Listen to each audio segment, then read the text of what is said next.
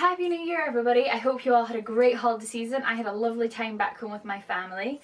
As you all know, I am an avid reader, and last year at the start of the year I saw this cute idea, and it was that you have a jar, and every book that you read, you put your favourite quote, you write it down and you put it in the jar.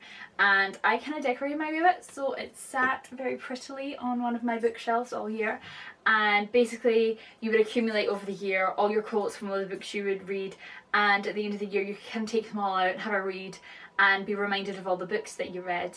I thought it was a lovely idea, so as you can see I partook in it this year, and I've done it from straight at the start of the year. And so this is not all of them because I took my favourite ones out, because this video, unless you haven't guessed by the title, is my top 10 favourite quotes from my books throughout the year. I really like all these quotes I'm going to do. Obviously these are my favourites for various reasons. They either make me laugh or smile, or they kind of like tugged at my heart, or they were really evocative. I always seem to find one. There was a few books, because I think I read like 7 to 8 books last year, so I didn't pick all of them. I didn't force it if I couldn't find one, but most of my books, I think pretty much all the paper or hardback books I read, I got a quote out of. I really enjoyed doing it last year, but I won't be doing it again this year, for the pure reason that some of the time it took away a wee bit when I was reading. I'd be focusing on trying to find a quote instead of just purely enjoying the book.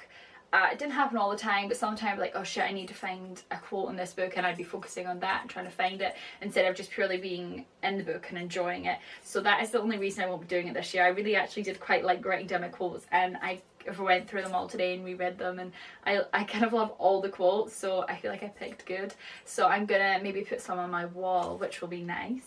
Strangely enough, again at the start of this year, or just at the end of last year, I found this other cute jar idea called a gratitude jar, and you're told to get a big jar, but I have like over 78 quotes in that jar, so I can fit that in fine. What you're supposed to do is write down what you're grateful for every day. You're supposed to try and do it every day.